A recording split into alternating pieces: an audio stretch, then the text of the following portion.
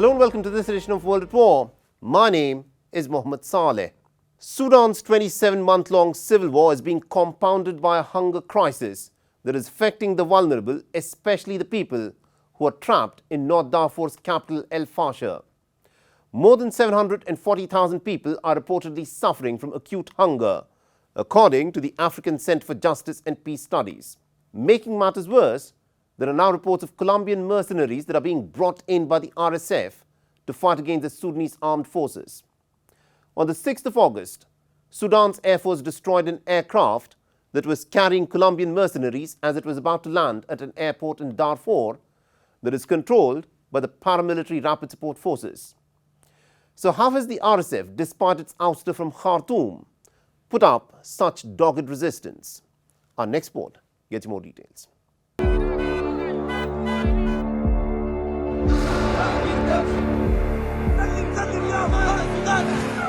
Sudan's war, now in its third year, has killed tens of thousands, displaced 13 million, and has plunged the nation into one of the world's worst hunger and displacement crises. As the fighting continues, thousands of families trapped in the besieged city of El Fasher are at risk of starvation. El Fasher, the capital of North Darfur State, is the biggest remaining front line in the region between Sudan's army and the paramilitary Rapid Support Forces. The city's fall would give the RSF control over nearly all of Darfur, a vast region bordering Libya, Chad, Central African Republic, and South Sudan, and pave the way for what many analysts say could be Sudan's de facto division.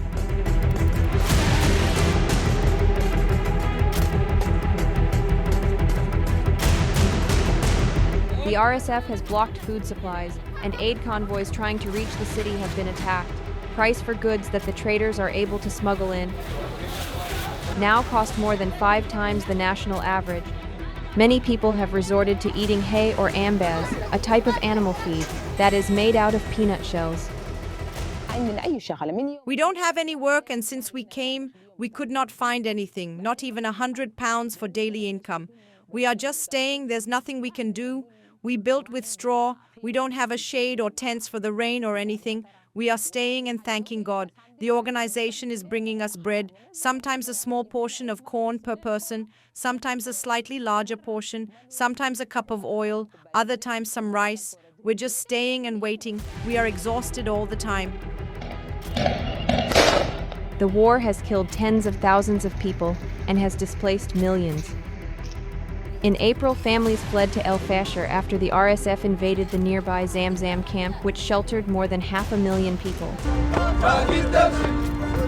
The country, in effect, has split into two, with the Sudanese armed forces controlling the north, east, and center of Sudan, while the RSF dominates nearly all of Darfur and parts of the south.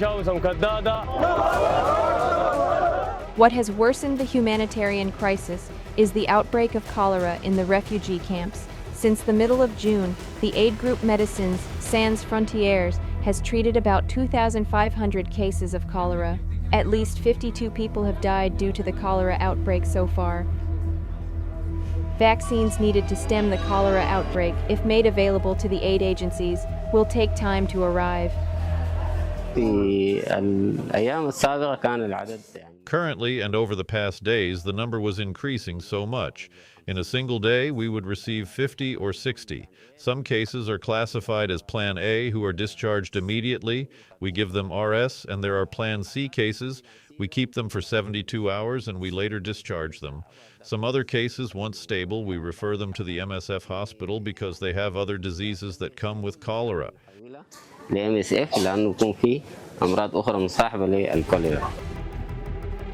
Another major concern that has plagued the Sudanese civil war is the active involvement of foreign mercenaries.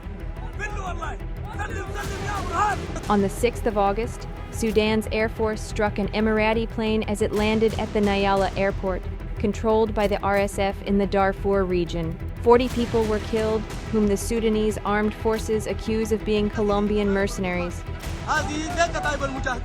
Reports of Colombian fighters in Darfur date back to late 2024 and have been deemed credible by UN experts.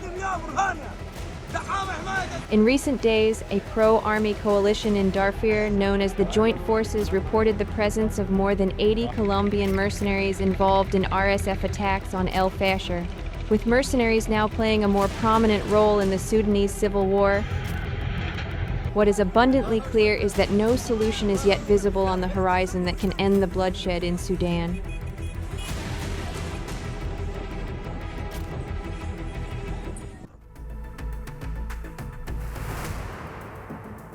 The Myanmar junta launched a lethal airstrike near a ruby mine in Mandalay's Mogok township, resulting in the deaths of at least about 13 people.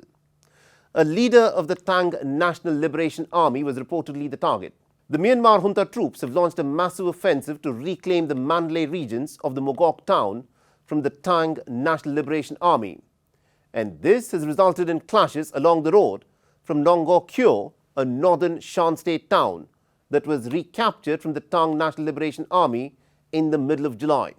The military junta, which had for months been on the back foot, has managed to boost its ranks through conscription and is now beginning to squeeze the ethnic rebels with its superior and heavy weaponry. So what is really happening in Myanmar at the moment? Our next report gets more details.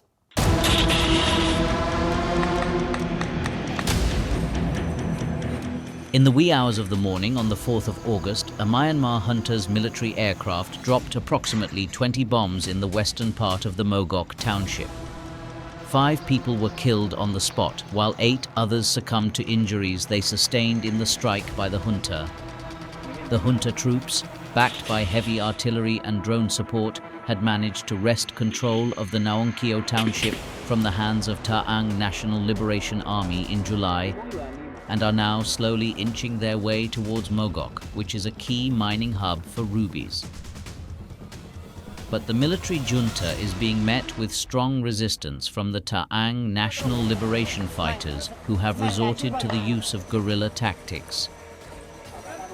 The rebels claim that large-scale mining operations have ceased since the Tang National Liberation Army took control of Mogok. But some small-scale mining plots are still operating with the armed rebel group's permission. Most of these miners are residents of Mogok and other nearby towns, with the military junta having shut down the communication channels in the area.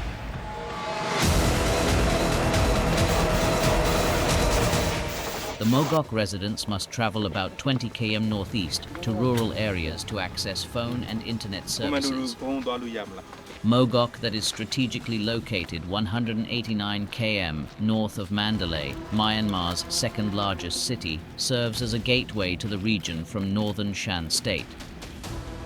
The military junta once used to grant mining concessions to businesses with close ties to it.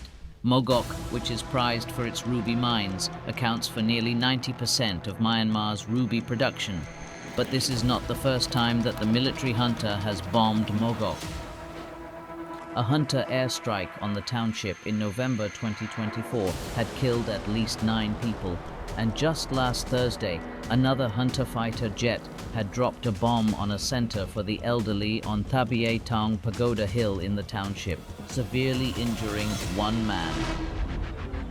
Talks between the military junta and the ethnic rebels collapsed in late April after the junta demanded the return of strategic towns including Kyaukme, Hasipaw, Naongkeo, Mogok, and Mongmit. But since then, the military junta has managed to claw back control of Naongkeo, Tabekin, and key positions along the Naongkeo-Mogok road.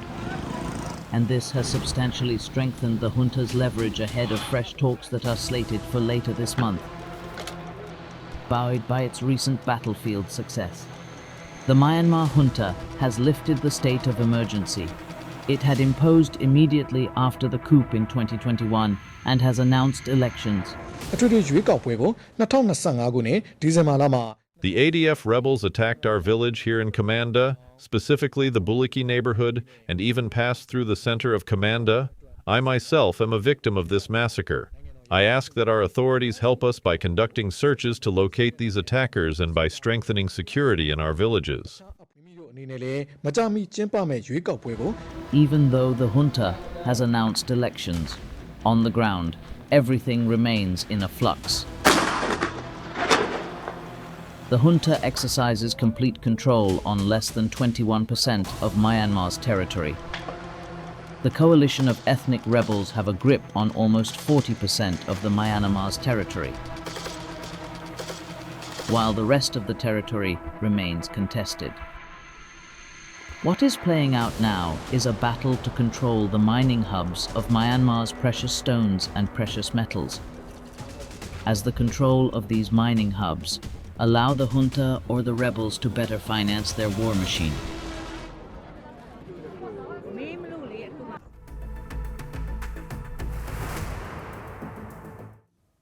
Donald Trump and Vladimir Putin have agreed to meet. But even amidst these hectic parleys, the Ukrainian front lines are ablaze.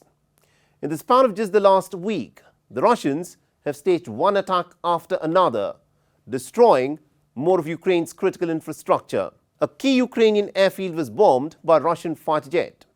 A railway hub in central Dnipropetrovsk was damaged in a Russian assault. And Russian drones continue to wreak havoc across Ukrainian cities. Donald Trump's special envoy Steve Witkoff has presented a plan to the Kremlin as part of his recent visit to Moscow. No one really knows as to what the proposal is from the Americans. But the plan, it appears, has sparked an interest amongst the Russians. But there isn't going to be peace so long as Ukraine continues to have the will to fight, as Volodymyr Zelensky has made it clear that no plan that requires Ukraine to cede territory to the Russians will be acceptable to Kiev. Our next report gets you more.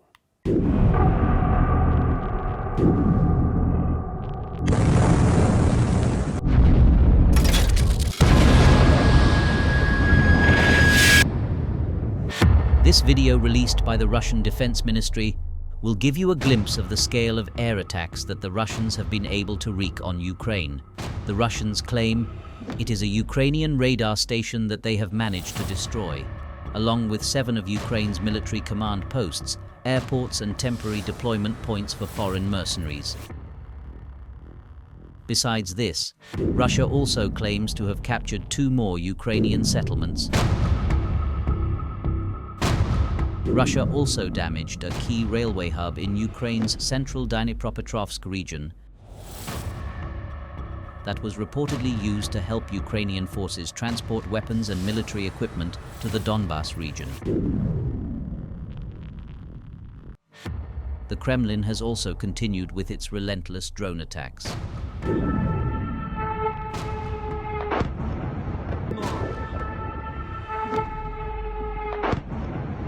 In the wee hours of the morning on the 8th of August, a Russian drone strike on a building in Kharkiv sparked a massive fire, injuring 2 people.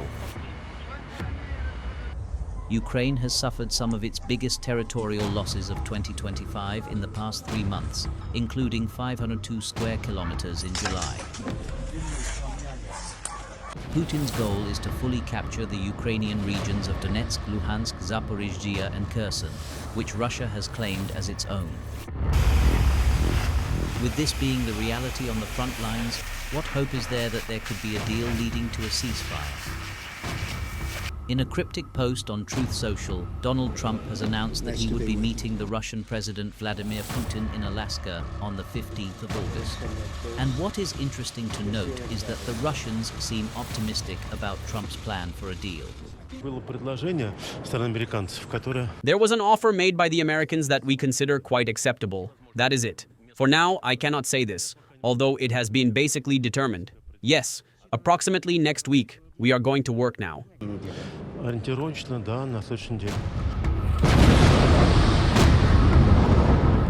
The announcement came a day after Trump's envoy, Steve Witkoff, held talks with Putin in search of a breakthrough to end the Ukraine war.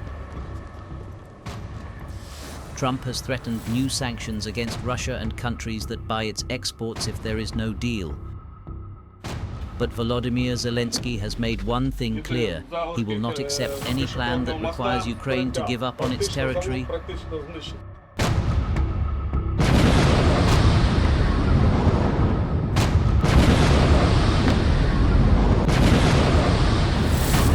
Президент Трамп оголосив про підготовку своєї зустрічі з Путіним. Of course, we will not reward Russia for what it has perpetrated. The Ukrainian people deserve peace. But all partners must understand what a dignified peace is. The answer to the Ukrainian territorial question already is in the constitution of Ukraine. No one will deviate from this, and no one will be able to. Ukrainians will not gift their land to the occupier.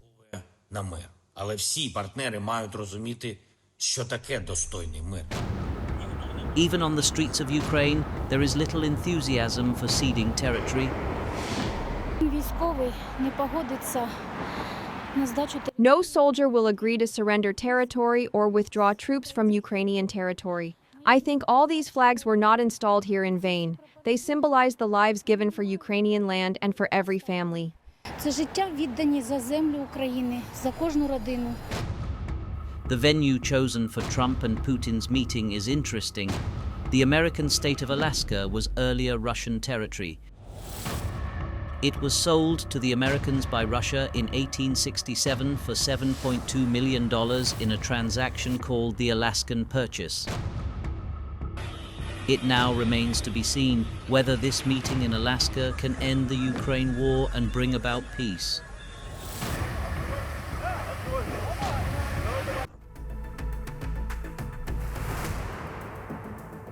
Israel's Security Cabinet has approved a plan from Prime Minister Benjamin Netanyahu to occupy Gaza City. Despite international pressure, opposition from the Israeli military and domestic fears that a military takeover of Gaza will endanger the lives of the hostages, Netanyahu has pushed for a complete takeover of the besieged enclave nearly 2 years into the war. Details of the plan remain unclear, but the Israeli Prime Minister's office has said that an overwhelming majority of the cabinet ministers believed that the alternative plan presented would neither achieve Hamas's defeat nor would it bring back the hostages. But the obvious question is this: what does the military takeover of the Gaza Strip mean anyway for Israel, which at the moment has completely decimated almost about 90% of all buildings in the Gaza Strip and has pushed the entire Palestinian population of Gaza from one location to another through its evacuation orders? The Palestinian death toll in the Gaza Strip has crossed 61,000. And with each passing day, the number of starvation deaths in the Gaza Strip are also on the rise. But Netanyahu's plan to militarily take over Gaza has sparked a sharp reaction even from Israel's staunchest allies, which has made the Israeli Prime Minister to issue clarifications that Israel does not want to govern Gaza, but wants a different ruling dispensation other than Hamas or Fatah in the Gaza Strip. Our next report gets you more details.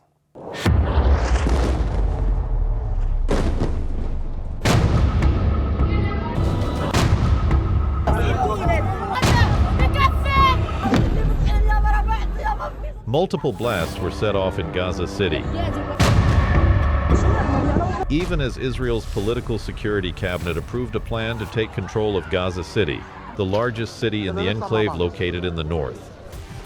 The cabinet's approval came hours after Prime Minister Benjamin Netanyahu said Israel intended to take military control of the entire strip, despite intensifying criticism at home and abroad over the devastating almost 2-year-long war.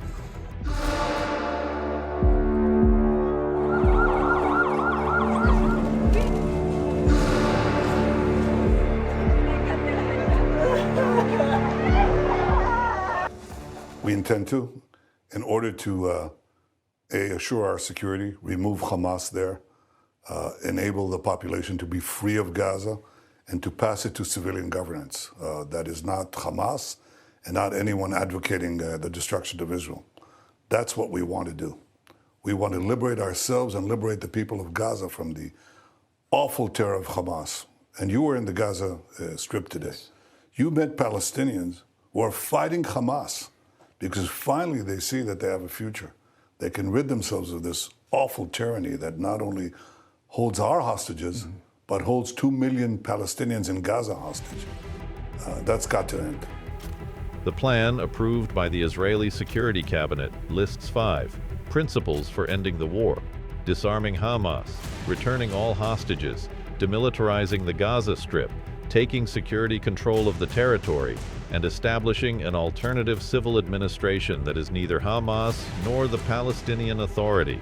The plan initially focuses on taking over the Gaza city, relocating its estimated 1 million Palestinian residents further south. Israeli army would also take control of refugee camps in central Gaza and areas where hostages are thought to be held. A second offensive would follow weeks later in parallel with a boost in humanitarian aid, which would be carried out by the Israeli forces. But the move to occupy Gaza militarily has drawn fierce opposition from some within Israel, including from military officials and the families of hostages being held in Gaza. I don't usually share information from discussions with the Prime Minister, but I told the Prime Minister just now, occupying Gaza is a very bad idea. The state of Israel does not go to war unless the majority of the people are behind you, and the Israeli people are not interested in this war. We will pay too heavy a price for it, both in human lives and in billions of Israeli taxpayer money. Instead of an unnecessary occupation and unnecessary annexation of Gaza, we need to bring Egypt into Gaza so that there will be another rule there to run Gaza in our place, and then turn to the important thing, which is eliminating Hamas. It will take time. Occupying Gaza is a bad idea operationally, it is a bad idea morally, it is a bad idea economically. For the desperate, starving Palestinians, Netanyahu's plan means more of the same, of what has been happening to them for the last 22 months.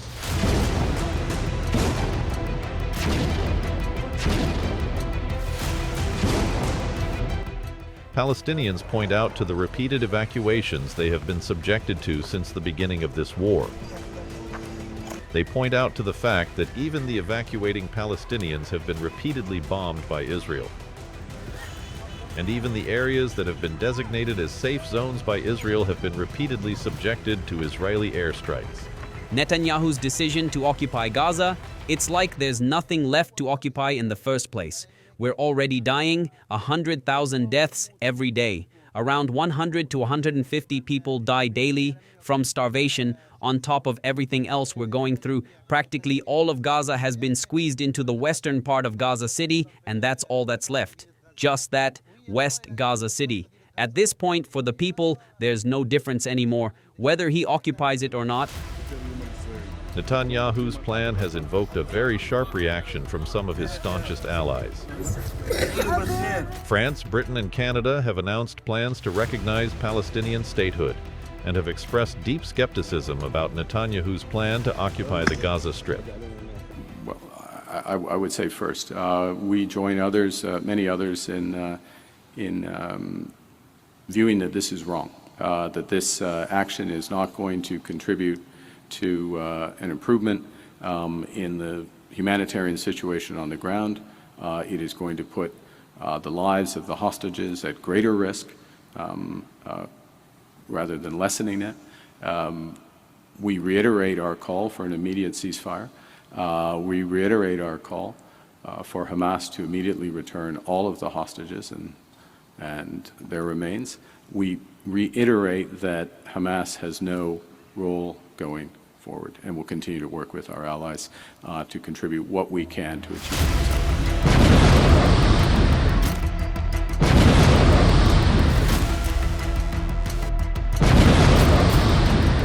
But everything hinges on one man. Israel has fought its war in the Gaza Strip, predominantly using the weapons sent by the United States. It now remains to be seen whether Netanyahu's all-weather ally Donald Trump backs the Israeli Prime Minister in his plan for the Gaza Strip.